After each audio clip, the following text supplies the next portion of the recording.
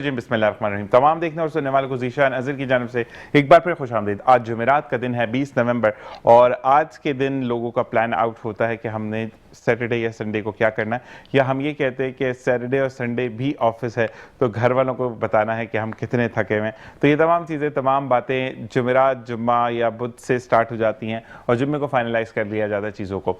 और जुम्मा मुबारक दिन यानी कल इंशाल्लाह हम उस पर बात करेंगे। और क्योंकि आज कल मौसम कुछ मिला जुला रुझान है, सुबह जो है वो अच्छी ब्रीजिंग वाली एक ठंडी हवा चल रही होती है और दोपहर में आकर रज के गर्मी होती है, फिर उसके बाद 4-5 बजे के बाद उसका भी नॉर्मल मौसम और चीज़ें जो है वो रात में फिर से रिवर्ट हो रही होती है ठंड की तरफ। अच्छा, बीच में मिट्टी का आंसर है कि मिट्टी चल रही है, कुछ मिला जुला और डिफरेंट अंदाज में मौसम सामने आता है जब तक अंटिल हम दिसंबर में प्रॉपर्ली दाखिल नहीं होते। तो इस हवाले से बात करने के लिए हमारे साथ मौजूद है डॉक्टर आबिद, जो कि टीवी एंकर हैं, senior member Karachi art council, US society of Pakistan, member of US society of Canada और एनालिस्ट हैं सीनियर। आपको खुशामदीद कहते हैं। अस्सलाम वालेकुम।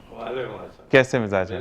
तबीयत ठीक ठाक है? और डॉक्टर साहब आज कफ और फ्लू और हम कोल्ड पर बात करेंगे, ऐसे ही है, यानी सर्दी, ठंड और बुखार, नज़ला ज़ुकाम पे हम बात करेंगे।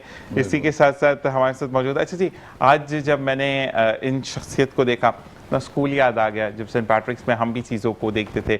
मैम एमी का मैं जिक्र यहाँ ज़रूर करना चाहूँगा।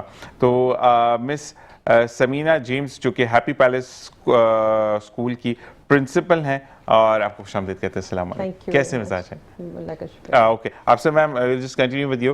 हम डॉक्टर आबिद की तरफ आते हैं। डॉक्टर आबिद, मुझे ये बताएं कि सर्दी, नज़ला ज़ुकाम और खांसी, ये तो दोनों मौसम का होता है ना। गर्मी आती है तब भी आपको अजीबोगरीब चीज़ें होने लग जाती हैं, तो विटामिन सी की आई गेस कमी से शायद ये है, तो इस बारे में क्या कहेंगे आप? आप बिल्कुल सही कह रहे हैं। असल में ये नज़ला ज़ुकाम में जो कोल्ड है या इन्फ्लुएंजा है, ये कोई मौसम से लिमिटेड नहीं है। ये ठीक है, ये हर मौसम में आ सकता है। ये एवरग्रीन डिजीज़ कहलाती हैं, ये कंडीशन होती है। इसमें गर्मियों में भी है, सर्दियों में भी है। इसकी जो बेसिक वजह है वो आपकी इम्यूनिटी है। बॉडी रेजिस्टेंस जब भी डेवलप होगा, आपके अंदर जो कोई ऐसी चेंजिंग आ जाती है, ये जो नज़ला ज़ुकाम होता है ये असल में कुछ इन्फेक्शन कहलाते हैं, बैक्टीरियल इन्फेक्शन होते हैं। ये हमारे बॉडी के अंदर ही पाए जाते हैं, गले में पाए जाते हैं, 1000 मिलियन हमारे बॉडी में होते हैं। लेकिन ये जो होते हैं ये समझिएगा कि ये डॉर्मेंट कंडीशन में होते हैं, सोए हुए होते हैं। इनको एक्टिवेशन की ज़रूरत होती है।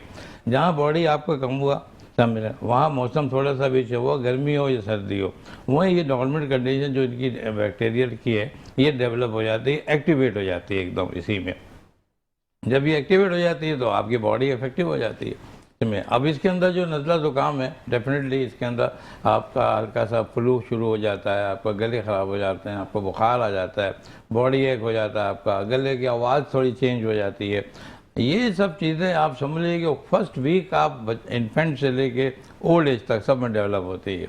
ये कोई एज कोई एक लिमिटेड नहीं है ये बच्चे की। ये बच्चों में होगा, बड़ों में नहीं होगा, ओल्ड एज में होगा तो जवान में नहीं होगा, मेल में होगा तो फीमेल, ये सब के लिए यकसा है ये सब की चीज़ें। अच्छा, एक चीज़ है कि जब बुखार या नज़ला ज़ुकाम होता है तो खालिद भाई खालदा बन जाते हैं, खालदा बाजी खालिद बन जाती है, आवाज़ जो चेंज होती है, तो ये क्या रीज़न है? बिल्कुल ऐसे। असल में ये जो हमारा जो गला होता है, जहाँ सबसे पहले स्टार्ट सोर थ्रोट, यानी अभी हल्की सी इरिटेशन होती है। जब ये इरिटेशन होती है तो हमारा जो आवाज़ के आले होते हैं, लैरिक्स कहलाते हैं, रेस्पिरेटरी साउंड बॉक्स सिस्टम दोनों साथ साथ चलते हैं बॉडी के साथ। तो बॉडी का सिस्टम जो है जैसे ही इफेक्टिव होता है ये नज़ला ज़ुकाम, तो आवाज़ का आला मुतासिर हो जाता है। उसमें जो ये वॉइस बॉक्स कहलाता है, मुज़क्कर मुअन्नस चेंज क्यों रहते हैं फिर आवाज़ के? मतलब मैस्कुलिन फेमिनिन में आ जाता है, फेमिनिन मैस्कुलिन में आ जाता है, ये क्यों होता है? ये इसलिए कि आवाज़ चेंज, आवाज़ सुरीली लगती है। वैसे किसी को फ़ोन करो नज़ले में, वो आगे जी बाजी कैसी आप, तो वो बात भी चेंज हो जाती है। ऐसा ही है। तो उसको लेरेंजाइटिस कहते हैं हम लोग। लेकिन हर एक नज़ला ज़ुकाम में ये चीज़ नहीं होती है। ये ख़ास को जरासीम होते हैं जो बिल्कुल अंदर जाते हैं।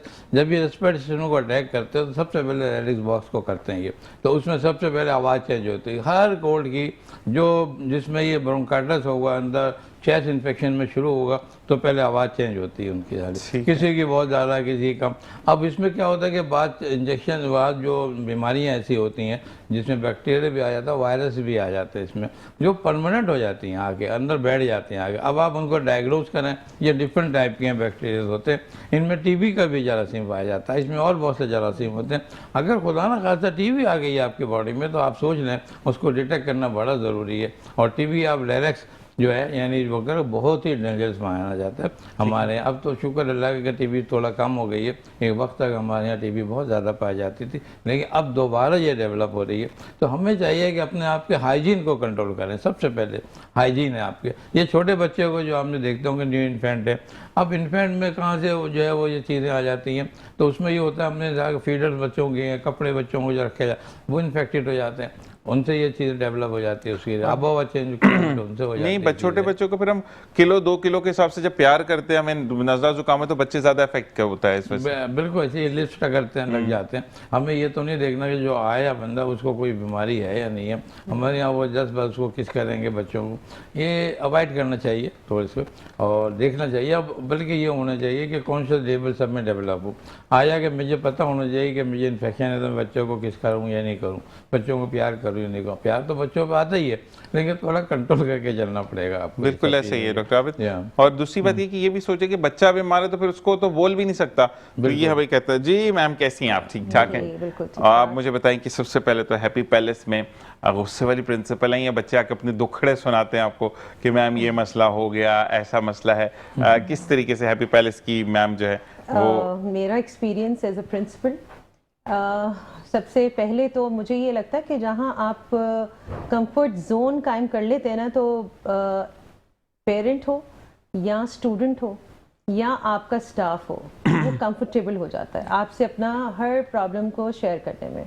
तो मेरा एक्सपीरियंस यही है कि उनको कंफर्टेबल किया जाए, जिस लेवल पर आप करेंगे उसी तरह से। आपको अगर प्रोडक्टिविटी चाहिए तो आपको हर चीज़ का ख्याल रखना बड़ा ज़रूरी है कि कौन सफ़र हो रहा है आपकी वजह से, या सम टाइम यू नो यहाँ पे लोग इसकी बात की केयर नहीं करते, मेंटल हेल्थ को तवज्जो नहीं देते, बल्कि ये बहुत इम्पोर्टेंट है आजकल। बिल्कुल ऐसे तो वो आप किसी को हेल्प कैसे कर सकते हैं, this is a simple way of doing it, कि हर एक को बोलने का मौका दिया जाए। यू हैव टू लिसन, कोई आपको सुनाए तो आप सुने ज़रूर। तो my students are always welcome, कभी भी वो मेरे पास आ सकते हैं, कभी भी बात कर सकते हैं मुझसे। तो ऐसा I am not a strict principal first of all.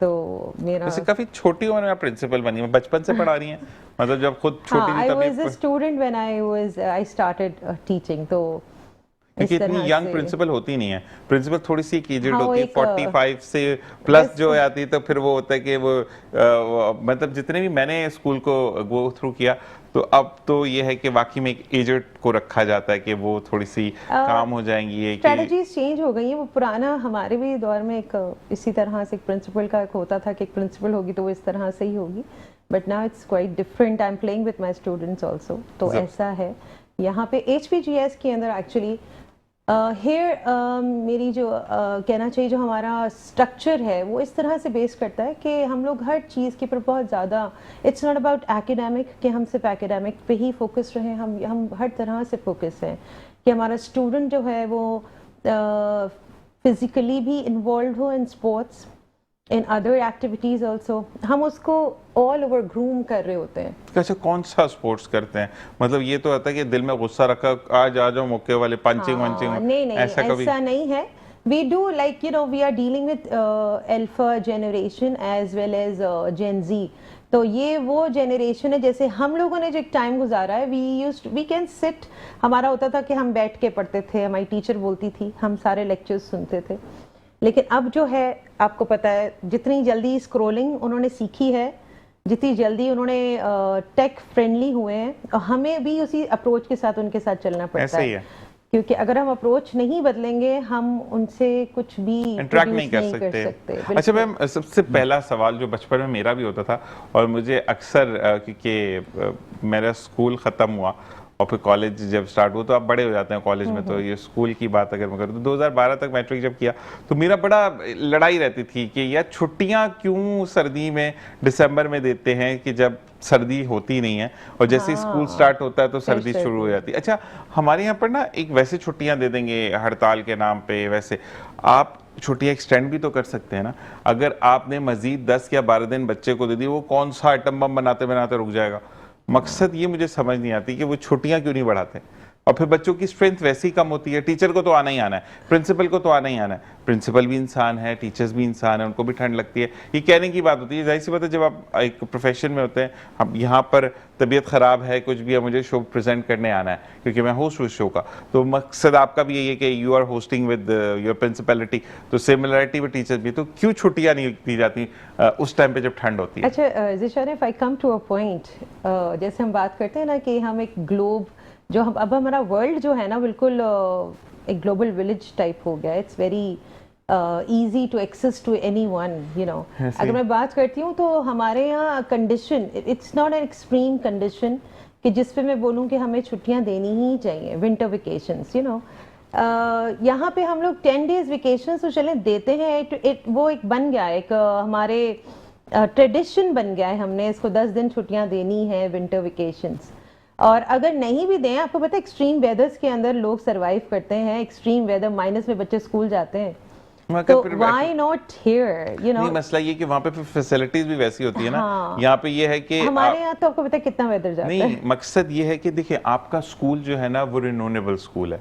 आपके स्कूल के बारे में अगर मैं बात करूं हैप्पी पैलेस, तो दूर से पता चलता है कि बच्चों के इंफ्रास्ट्रक्चर पर बहुत काम किया जाता है। यानी सबसे पहले खिड़की के जो शीशे हैं वो मुकम्मल हैं, दरवाजे प्रॉपर लगे हुए हैं, ठीक है। अब आप कितने स्कूल्स देखते हैं जहां पर खिड़कियों में शीशे ही नहीं होते, आगे कर्टन्स नहीं लगे हुए, ठीक है। हर school is not a happy palace school.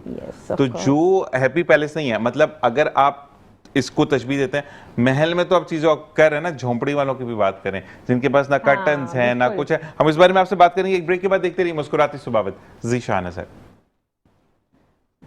Royal washing machine का 3-वे वाटरफॉल और जेट स्ट्रीम 3D रोटेशन के साथ कपड़े एकदम क्लीन। किसी का बड़ा ख्वाब पूरा करेंगे आप। Shaukat Khanum, Karachi. Royal washing machine का 3-वे वाटरफॉल पावरफुल पल्सेटर और जेट स्ट्रीम 3D रोटेशन के साथ कपड़े एकदम क्लीन। रॉयल, साथ जिंदगी भर का। किसी का बड़ा ख्वाब पूरा करेंगे आप। Shaukat Khanum, Karachi. Royal washing machine का 3-वे वाटरफॉल और जेट स्ट्रीम 3D रोटेशन के साथ कपड़े एकदम क्लीन। हम डॉक्टर आबिद के साथ दोबारा आते हैं। डॉक्टर आबिद, वैसे जब she is the youngest one who just rule the way of principality, लेकिन मसला ये है कि अब जब प्रिंसिपल का एक नाम आता है ना तो एक खौफ बचपन का तारी होता है। प्रिंसिपल जो है वो उनके साथ, अच्छा टीचर्स के साथ हम थोड़ी सी ऊपर नीचे कर लेते हैं, प्रिंसिपल के आगे इमेज अच्छा होना चाहिए, क्या कहेंगे इस बारे में? आप सही कह रहे हैं, लेकिन ये कोई एज फैक्टर जो है ये कोई तालीम से ऐसा नहीं है रिलेटेड। छोटे बच्चे और कुछ घराने ऐसे हैं जहाँ पर एजुकेशन बहुत ज़्यादा है, वो बच्चे बड़े अचीवमेंट करते हैं। ये आपकी अचीवमेंट है कि आप कम उम्र में एक टारगेट अचीव कर लेते हैं। मैं कम उम्र में डॉक्टर बन जाता हूँ, ये प्रिंसिपल बन गई। ये इनका अपना बैकग्राउंड, इनकी आईक्यू लेवल है इन लोगों के। ये बाज़ औक़ात मैंने ऐसा भी देखा है कि एक मेरी एक मिसाल थी कि मेरे पास एक गार्ड था, पुलिस गार्ड था, वो हवलदार था। तो SHO मिलने के लिए आया, तो गले मिले जा रहा उससे। तो मैंने पूछा भाई ये आप इससे क्यों मिल रहे? कहने लगे हम दोनों एक साथ भर्ती हुए थे। ज़बरदस्त। वो SHO बन गए, इंस्पेक्टर बन गया, ये वहीं क्या हुई है। ये असल में डिफरेंट माहौल है हमारे तालीम का और मेयार का। तो ये एक अच्छी बात है, अचीवमेंट है ये कि आप बन रही हैं और आपके बराबर के लोग अपने वही लेवल पर हैं। मैं ज़्यादा कामयाब हूँ, मैंने हॉस्पिटल बना लिए, डायरेक्टर हूँ, मेरे साथ के लोग छोटे हॉस्पिटल क्लिनिक चला रहे हैं।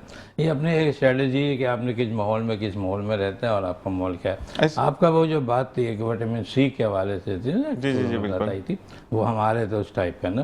तो विटामिन C जो है ठीक है, इम्यूनिटी ज़रूर बढ़ाती है, लेकिन नज़ला ज़ुकाम में उसका कोई बड़ा रोल नहीं होता। लेकिन कहते हैं ना गले की खराश अगर है तो विटामिन C आपने ऑरेंज जूस अगर पी लिया तो बाकी में वैसे छींकों में तो फर्क पड़ा। ऐसा कोई बड़ा रोल नहीं होता।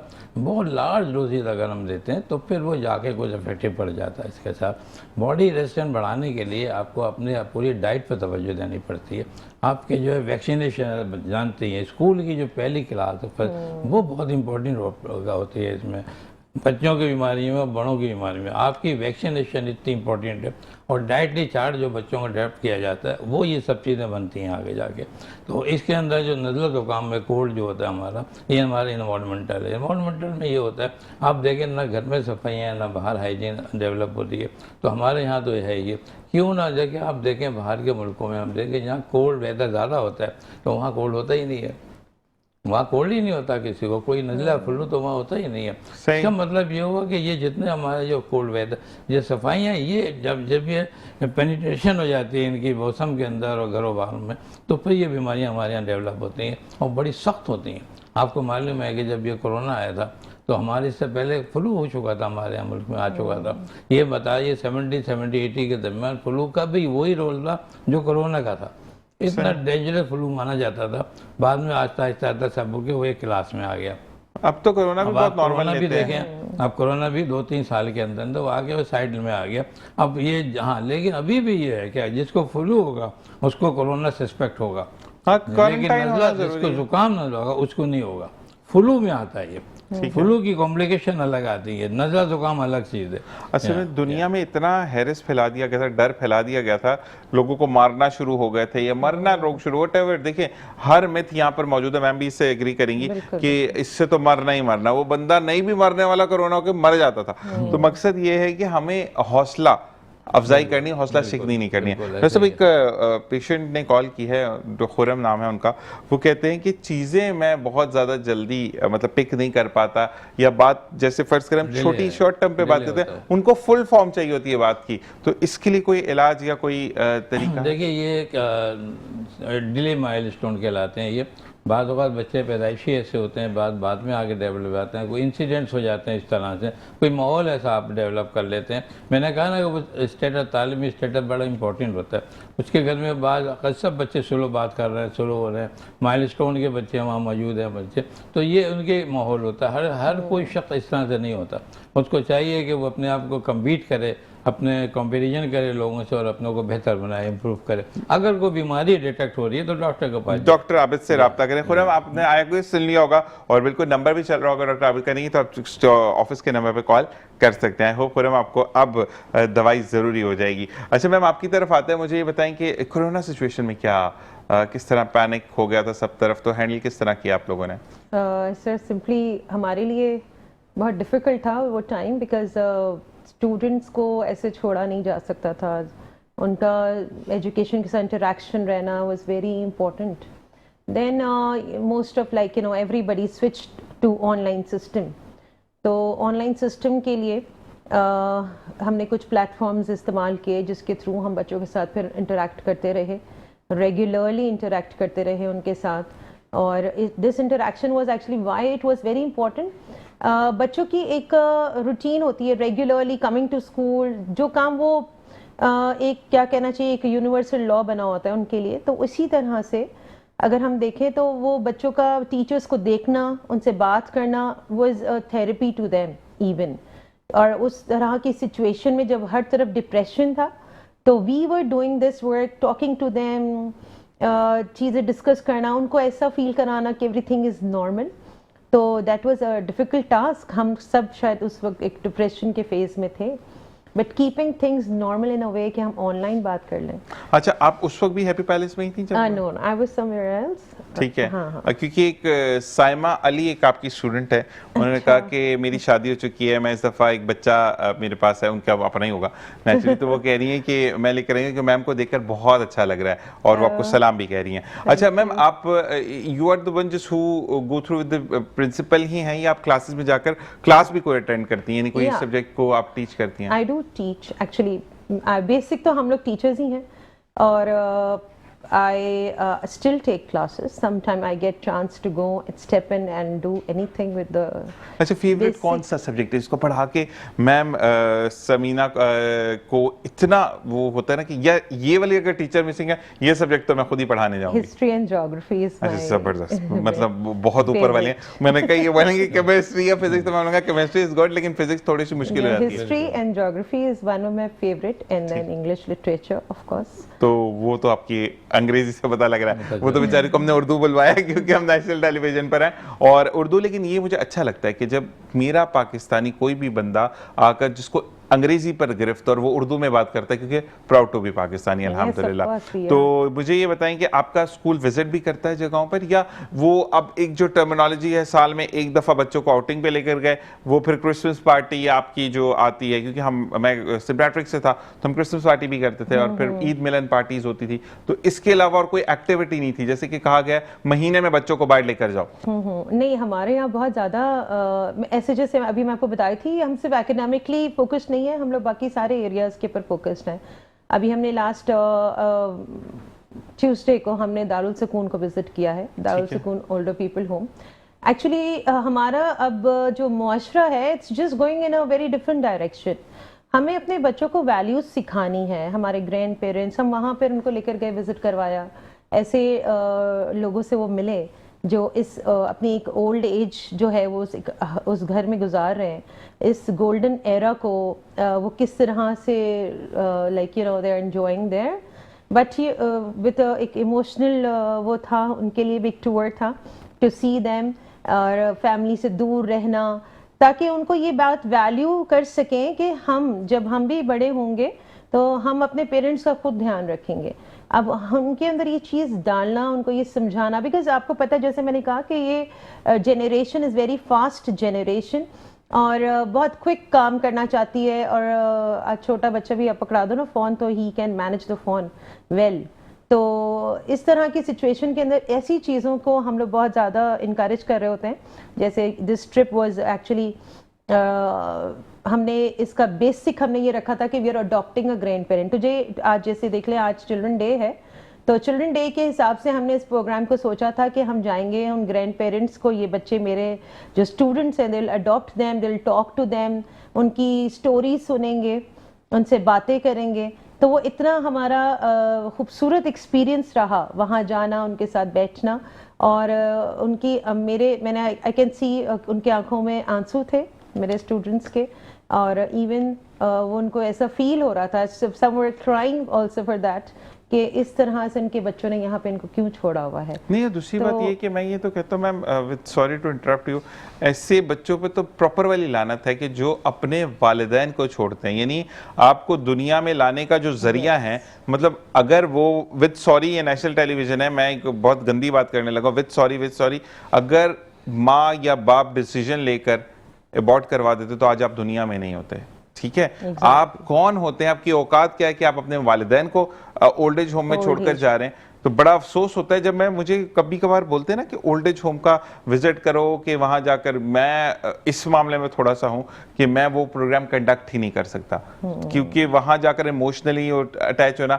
एक खातून का मैंने देखा था उस दिन, वो कह रही थी कि मेरे बच्चे ने मुझे छोड़ दिया, मैं इस वजह से छोड़ दिया कि मुझे रात में खांसी होती है, और वो कहते हैं क्योंकि मैं बहुत हाई प्रोफाइल मेरा बच्चा है। और फिर उसने जब एक हसरत भरी निगाह, शायद मैं तो दुख का कारण हूं ना उनकी, तो अजीब सी एक सिचुएशन थी कि मेरा दिल था कि मिले ऑन एयर बोल रहा हूं कि एक अदद कान के नीचे उसके लग जाए बच्चे के प्रॉपर वाली, तो वो सुधर जाएगा। कि उस मुकाम पर पहुंचाने वाली कौन औरत है?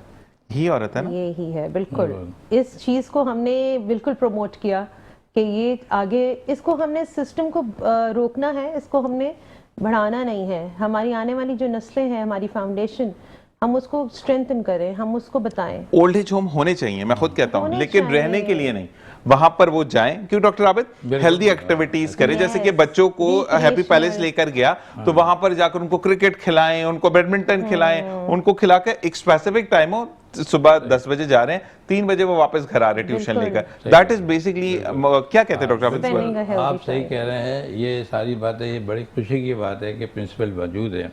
ये तमाम बातें जो आप कर रहे हैं ये अखलाकियात पर डिपेंड करती है। आपके इस्लामिक एजुकेशन क्या है, आपने क्या दिया है बच्चों को।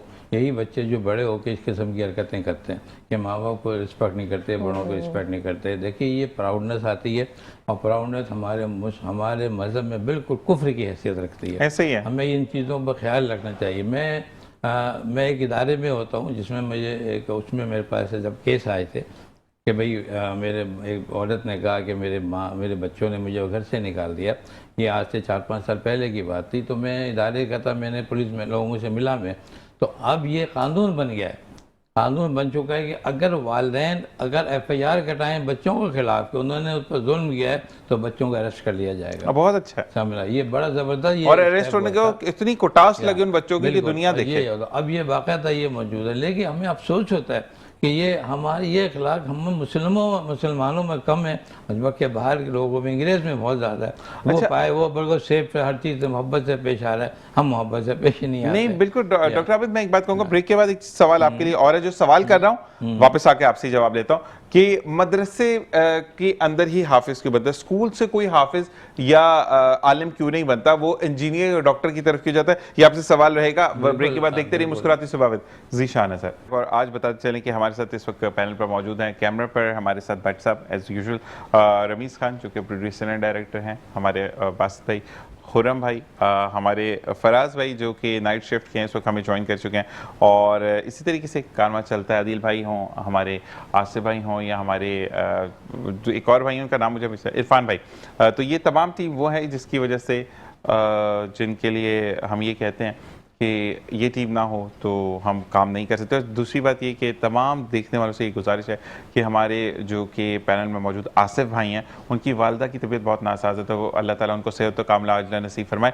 तमाम लोग उनके लिए दुआ करें कि अल्लाह तबारक ताला उन पर ये साया कायम रखे, क्योंकि उनकी वालिदा भी इस वक्त कैंसर से लड़ रही हैं, तो अल्लाह ताला उनको सेहत दे। जी डॉक्टर आबिद, सवाल मैंने आपसे कर लिया था, मुझे बताएं कि मदरसे से ही क्यों हाफिज निकलता है या आलिम निकलता है, क्यों वो स्कूल से नहीं होकर मतलब मैट्रिक के अंदर अंदर ही हाफिज बन जाता है या आलिम बनने की तरफ जाता? नहीं, ऐसा नहीं है, मदरसे से भी बनते हैं, आज ही बनते हैं, और इल्म वहाँ भी है, इल्म घरों नहीं से नहीं, भी हम है, मदरसे से तो बन रहे हैं, स्कूल की बात हो रही है। हाँ, स्कूल से भी आके बनते हैं, लेकिन मैंने बताया कि ये फैमिली का बैकग्राउंड होता है। बात की फैमिली ऐसे रिलीजियस होती है जिनमें हाफिज़ और कुरान बनना ज़रूरी हो, तो आप वो मदरसे में पढ़े या मदरसे में ना पढ़े।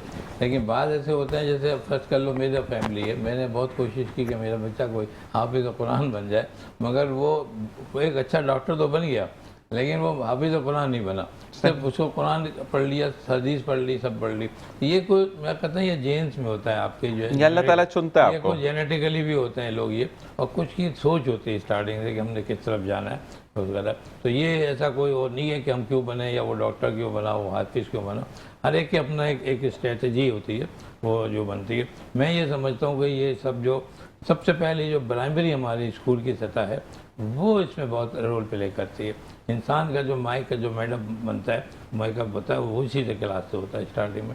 वो बच्चे जो बहुत ज़्यादा इंटेलिजेंट होते हैं, जैसे हम लोग अपने वक्त में अपने बहुत ज़्यादा ज़हीन थे, हम देखे बआसानी डॉक्टर बने, कोई हमें मुश्किल पेश नहीं आई। अगर उसी में कोई हाफिज़ कुरान बनना चाहता है तो बआसानी हाफिज़ कुरान बना, तो ये सब चीज़ें हो जाती हैं। ठीक है जी। अब बड़े अफसोस और दुख के साथ बताया जाता है कि हमारे आसिफ भाई की वालदा का रज़ाए इलाही से इंतकाल हो गया, जिनके नमाज जनाजा का जो ऐलान है वो बाद में किया जाएगा। आप तमाम अहबाब से दरख्वास्त है कि सूरह इखलास पढ़ के उनकी मग़फ़िरत की दुआ करें और सब्र जमील अता करें। अल्लाह तबारक व तआला उनकी फैमिली को इन्ना लिल्लाहि व इन्ना इलैहि राजिऊन। मैम आपकी तरफ आते हैं, मुझे ये बताएं कि हैप्पी पैलेस जो स्कूल है, नाम से ही एक इसको वो कहते हैं इट्सेल्फ इट्स अ ब्रांड, और लोग इस स्कूल के अंदर अपने बच्चे को इंडोर्स करवाना चाहते हैं, लेकिन सम टाइम ऐसा होता है कि फीस स्ट्रक्चर में भी लोग देख लेते हैं, लेकिन जो आपकी सिक्योरिटी डिपॉजिट्स हैं या आपकी जो एडमिशन फीस है उसके अंदर चीज़ों को नहीं अकोमोडेट कर पाते, तो वो अगर कुछ रिक्वेस्ट हो या कोई ऐसा सिनेरियो है कि ये चीज़ें वेव ऑफ हो जाएं? Zeeshan, we offer open houses. ठीक है, हमारे पूरा एकेडमिक टर्म के अंदर पूरा ईयर जो होता है उसके अंदर हम लोग 3 से 4 दफ़ा ओपन हाउसेस अनाउंस करते हैं, और इन ओपन हाउसेस के अंदर हमारा काफ़ी चीज़ों पे वेव हम लोग करते हैं, जैसे एडमिशन फ़ी पर, सिक्योरिटी डिपॉजिट पर।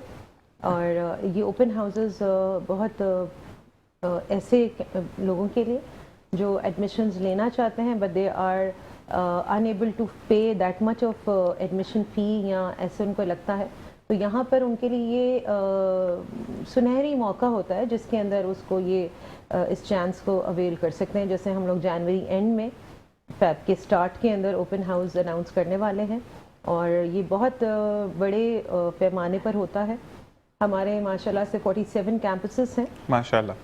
और मज़ीद कुछ और पाइपलाइन में भी हैं।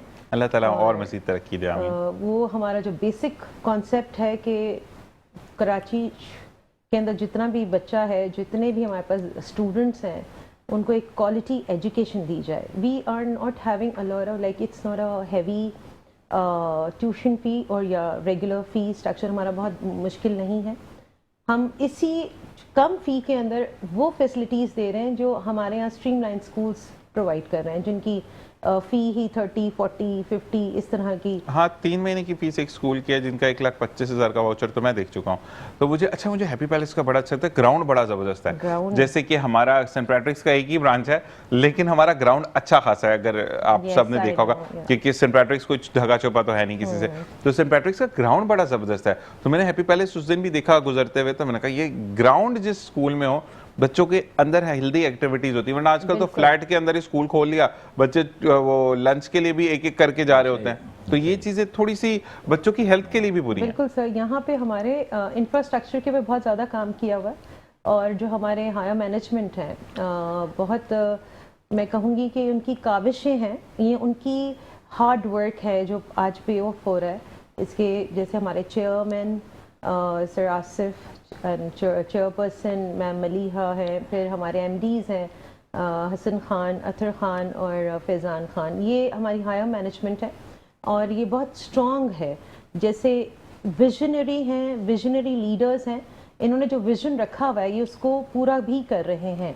और आप देखें तो हर एक को फैसिलिटेट किया जा रहा है। जैसे हाफिज़ होने की बात हो रही थी, तो हमारे यहाँ पे कुछ बच्चे हैं, बहुत सारे हैं बल्कि, जो हाफिज़ कुरान हैं और अगर वो हिफ्ज़ करने के लिए जाते हैं तो उनका हम लोग एडमिशन फ्रीज कर देते हैं और उसके बाद वो दोबारा के हमें ज्वाइन करते हैं। बिल्कुल, ये मैंने सुना आपके बारे में, अभी मैं वही चीज़ें देख रहा था, मुझे आई भी हैं। और दूसरा आपकी जो CEO हैं जिन्होंने इसको स्कूल बनाया, जिनका ख्वाब था, उनके बारे में मुझे एक मैसेज आया कि उन्होंने इसको जरिया आमदन नहीं बनाया, उन्होंने इनको जरिया तालीम बनाया कि तालीम को फरोग देना है। कुछ स्कूल जिनकी फीसेस बहुत ज्यादा, उन्होंने पहले सोचा ये कि पैसे कमाने हैं, अब एक उनका पैरामीटर सेट हो गया तो उससे नीचे नहीं आ सकते। जबकि हैप्पी पैलेस के लिए ये कहा जा रहा है और काफी सारे मैसेजेस हैं कि ये वाकई में क्वालिटी एजुकेशन देते हैं। और अगर बच्चा जो है उसको डल डफर करके बाहर नहीं खड़ा किया जाता, बल्कि पेरेंट्स को बगैर इत्तला दिए बच्चे के बुलाया जाता है कि बच्चा जो है वो परेशान ना हो और चीज़ों को हम सेटल डाउन करें। ये बड़ा अच्छा। डॉक्टर साहब, ये मुझे बताएं कि बच्चा वाकई में, जब हम बात करें, एक सवाल भी आया है कि आजकल जो स्किन के ऊपर वाइट पैचेस होने के बाद जो खारिश का प्रॉब्लम आ रहा है, तो वो क्या वजह है और उसको कैसे दूर किया जा सकता है? मैंने बताया था कि जैसे कि हाइजीनिक कंडीशन बहुत इंपॉर्टेंट है। ये जो चीज़ें ये फंगल में आ जाती हैं हमारे पास, ठीक है। और फंगल जहाँ भी होगा, जब मॉइस्चराइजेशन होगी, वहाँ ये चीज़ें डेवलप होती हैं। हमें जो भी विंटर सीजन जैसे भी आ रहा है, बारिश में भी आती हैं, और इन चीज़ों में ये चीज़ें ज़्यादा डेवलप होती हैं। अपने आप को पाक साफ रखें, बिल्कुल क्लीन रखें बॉडी को और आसपास के माहौल को भी। हमारे यहाँ पौधे प्लांट बहुत ज़रूर हैं, बहुत अच्छे हैं, लेकिन उनसे टच ना करें अपने बॉडी को। आप थोड़ा सा डिस्टेंस रखें उन चीज़ें। आप खुशबू ज़रूर सूंघें मगर डिस्टेंस से सूंघें उनकी। अच्छा, उसके गले ना पड़ जाए फूल आपके ना, उनसे चीज़ें आ जाती हैं, एलर्जन डेवलप हो जाते हैं। तो ये बड़ा केयरफुल होना पड़ता है इन चीज़ों के लिए। हमारे यहाँ पे तो फूल बेचारा हाथ जोड़ा था, भाई अल्लाह का वास्ता मुझे बख्श दो, इतना मेरे ऊपर मत। अच्छा, अब हम डॉक्टर आबिद को भेजते हैं घर। डॉक्टर आबिद तजिया निगार, आबिद साहब तजिया निगार हमारे सामने आते हैं। अब सब मुझे ये बताइएगा डॉक्टर आबिद के ई चालान आ गया, कैमरास लग गए, ज़ेब्रा क्रॉसिंग कहाँ है उसको हाईलाइट नहीं किया गया। उसके बाद एक बंदा जो 15 साल कहते हैं ना कि 15 साल की जिसकी प्रैक्टिस है, जिसको रोड तोड़ना या टूटे हुए रोड पे चलना या सिग्नल तोड़ना, वो एक दिन में कैसे सुधरेगा? और फिर हैवी चालान किए जाते हैं। देखिए, इसमें इस तरह से हुआ कि इन्होंने पढ़ लिया कुरान, और कुरान में जब ये लिखा था कि आप झूठ बोलोगे, आप ये करोगे, आप वो करो, आपको सख्त सज़ा दी जाएगी। सज़ाओं को आप देखेंगे तो बहुत ज़्यादा सख्त है, ऐसे ही हमने तसव्वुर भी हम नहीं कर सकते। तो इन्होंने भी वही अक्स किया कि अगर आपने ये लाइन पट्टी हटी, आपका जो है बेल्ट नहीं बना हुआ, आपको ज़बरदस्त जुर्माने देने पड़ेंगे। समझे, आपको इस तरह से जुर्माने होंगे, पहले चलो माफ़ कर दे, दूसरा होगा। एक ही स्पेस में एक ही टाइम पे 3-3 जो है आपके जुर्माने किए जा रहे हैं आपको। ये किस तरह से होगा? चालान हो रहे हैं आपके, किस तरह से होगा? ये सब चीज़ें आपको सुधारने का तरीका हो रहा है। ये इमाम जो है पाकिस्तानी की कम से कम थोड़ा सा एक शऊर पैदा कर ले रोड कि तो वैसे दें। ये नुकसान है, ये जुर्म है, ये गैर जुर्म है, ये आपकी अपनी पसंद है या आपकी पसंद नहीं चलती है आपको। तो यहाँ से मैं ये समझता हूँ कि एक और बड़ा फ़ायदा जो होगा, ये स्ट्रीट क्राइम यहाँ से कंट्रोल में आ जाएंगे। मुझे लगता है ये जब हर जगह कैमरे होंगे तो स्ट्रीट क्राइम कैसे डेवलप होंगे। अच्छा, क्राइम वाले नहीं आते ना, बाकी सब आ रहे हैं, इवन कोई बाइक पे सीट बेल्ट नहीं बांधा उसका चलाना बात की जाएगी। अपने जो पीर मोहम्मद शाह साहब में DIG से, मेरे दोस्त भी हैं वो, हमारे एक इदारा है मेरा, उसके साथ मेरे साथ बैठते थे ये कमेटी में। तो ये बड़े अच्छे सहन के लोग हैं, ये कुछ करना चाहते हैं, ये मुल्क में करना चाहते हैं, ट्रैफिक के हवाले से कुछ करना चाहते हैं, ये बिल्कुल होना चाहिए। लेकिन मैं समझता हूँ कि इनका कोऑर्डिनेशन करना चाहिए सड़क बनाने वालों से, जो आपके जो सड़कें बना रहे हैं टूटी फूटी आ रही हैं, आपको KDA से पानी सड़कों पे आ गया, गटर का लाइन आ गया, इनसे भी इनको कम्युनिकेट करना चाहिए। रोज तो धावे जी का पानी बंद हुआ होता बिल्कुल है। इनसे कम्युनिकेशन होनी चाहिए कि एक आदमी ऐसा हो कम से कम उनसे लगे भाई ये तो आपसे करो, अगर यहाँ से होगी तो मेरी तो लाइनें नज़र नहीं आ रही सड़क की जो हमने बनाई थी, तो ट्रैफिक चलेगी कहाँ से जब लाइनें जो है विजिबल नहीं होंगी। आपके पानी की वजह से, टूटने की वजह से सब कुछ हो रहा है। तो मैं ये समझता हूँ ये बड़ा एक अच्छा सिस्टम आ रहा है, और बस ये है कि थोड़ा सा सॉफ्ट कॉर्नर रखने की ज़रूरत है इसके। ठीक है मैम, 1 मिनट हमारे पास मौजूद है, क्या कहेंगी कि जो जून जुलाई की फीस को माफ करने का कहा जाता है, अक्सर स्कूल नहीं करते, हुकूमत की तरफ से जब ऐलान होता है। अच्छा सर, देखिए मैं आपको बताऊं, जून और जुलाई की जो फीस है ना, वो माफ़ करने वाला जो सिलसिला है, उसके अंदर आपका टीचर सफ़र कर जाएगा, आपका डोमेस्टिक स्टाफ सफ़र कर जाएगा, उनकी सैलरीज भी तो प्रोड्यूस करनी है आपने, सही। तो वो कैसे आप मैनेज करेंगे? ठीक ये तो है। फिर आप एक स्कूल को बर्डनाइज कर रहे हैं ताकि वो बैंकरप्सी की तरफ चला जाएगा। नहीं तो आप 1 महीने की लेना, मतलब 1 महीने में पूरी फीस से तो नहीं जाएगा, 1 महीने की ले लें, 1 महीने की छुट्टी दे दें। आप बिल्कुल ठीक कह रहे हैं अपनी जगह, लेकिन मैं आपको बताऊं, जब हम सैलरीज को वो करना होता है डिस्पैच, तो फिर उसके लिए बताएं किसको हम रोकेंगे, कौन सा टीचर, ऐसे ही है। किसको हम बोलेंगे कि नहीं दें। चले मैम, ये बड़ा जबरदस्त एक आपने कवर अप किया इसको, कि नहीं आंसर सही दिया, मतलब नॉट कवर अप। बहुत अच्छा लगा आपसे बात करके, and you are very young but principal, तो प्रिंसिपल होता है। Thank खुश you. रहिए, आबाद रहिए। डॉक्टर तारिक आपका बहुत बहुत शुक्रिया, एंड तंजिया ने कहा डॉक्टर तारिक साहब बहुत बहुत शुक्रिया। ब्रेक के बाद साउथ सीरियल का जो है वो आर्ट शुरू होगा। सरवत अस्करी हमारे साथ मौजूद होंगी, देखते रहिए मुस्कुराते सुबह जी शान है सर। Thank you.